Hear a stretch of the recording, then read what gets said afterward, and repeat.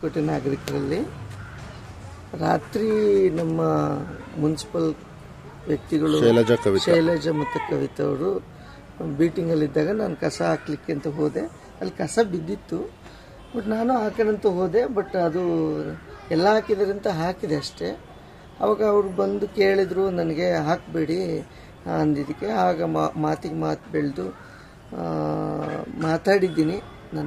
ನಾನು ತಪ್ಪಾಗಿರ್ಬೋದು, ನನ್ನ ಮಾತಿನಲ್ಲಿ ತಪ್ಪಾಗಿದೆ, ಅರಿವಾಗಿದೆ. ಮತ್ತು ಅವರು ಪಾಪ ಅಷ್ಟೊತ್ತಿನಾಗ 11 ಗಂಟೆಯಲ್ಲಿ ಮೀಟಿಂಗಲ್ಲಿದ್ದರು ಅಂತ ಅಂದಾಗ ನನಗೆ ನಾನು ಆ ಹೆಣ್ಮಕ್ಳ ಮೇಲೆ ಮಾತಾಡಿದ್ದೀನಿ, ಕೋಪದಲ್ಲಿ ಮಾತಾಡಿದ್ದೀನಿ.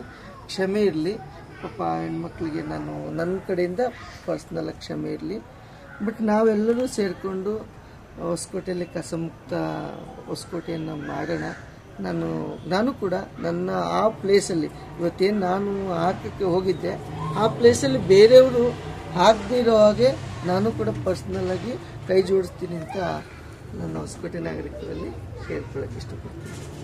ನಮಗೂ ಕೂಡ ಅವ್ರ ಜೊತೆ ಏನು ಪರ್ಸ್ನಲ್ ಏನೂ ಇಲ್ಲ. ಬಟ್ ಅವರು ಹಾಕ್ತಾ ಇದ್ದಾರೆ ಅಂತ ನಾವು ಕೇಳಿದಾಗ ಅವ್ರು ವಾಯ್ಸ್ ರೈಸ್ ಮಾಡಿ ತುಂಬ ರೂಢಾಗಿ ಮಾತಾಡಿದ್ರಿಂದ ಅವ್ರಿಗೆ ತಿಳಿಸಿ ಹೇಳ್ಬೇಕು, ಇದನ್ನ ಅವ್ರ ಮನಸ್ಸಿಗೆ ತಟ್ಟದ ಥರ ಹೇಳ್ಬೇಕು ಅಂತ ನಾವು ಈ ಪ್ರಯತ್ನ ಮಾಡಿದ್ದೀವಿ. ಯಾರು ಅಷ್ಟೇ ಆಚೆಗಡೆ ಕಸ ಹಾಕಬೇಡಿ, ಎಲ್ಲಿ ಗಾಡಿ ಬರಲ್ಲ, ಯಾರು ಕೇಳ್ತಾರೆ ಅವ್ರಿಗೆ ಕೇಳಿ, ನಮಗೆ ಇಂಥ ಜಾಗಕ್ಕೆ ನಮ್ಗೆ ಗಾಡಿ ಬರ್ತಾ ಇಲ್ಲ ನೀವು ಕಳಿಸಿ ಅಂತ ಕೇಳಿ. ದಯವಿಟ್ಟು ಈ ಥರ ಅಲ್ಲಿ ಇಲ್ಲಿ ಕಸ ಹಾಕೋದನ್ನ ತಪ್ಪಿಸಿ ಹೊಸಕೋಟೆನ ಕಸಮುಕ್ತ ಹೊಸಕೋಟೆ ಮಾಡೋದಕ್ಕೆ ನಮ್ಮ ಪ್ರಯತ್ನ ನಡೀತಾ ಇದೆ. ನಮ್ಮ ಜೊತೆ ನೀವು ಸಾರ್ವಜನಿಕರೆಲ್ಲ ಕೈ ಜೋಡಿಸ್ಬೇಕಂತ ಕೋರ್ಕೊಳ್ತಾ ಇದ್ದೀನಿ. ಮತ್ತೆ ಅವ್ರು ಕ್ಷಮೆ ಆಗಿದೆ ಅಂತ ಅರಿವಾಗಿದೆ, ಅದು ಕ್ಷಮೆಯನ್ನು ಕ್ಷಮಿಸೋಣ ಅಂತ ತಿಳ್ಕೊತಾ ಇದ್ದೀವಿ.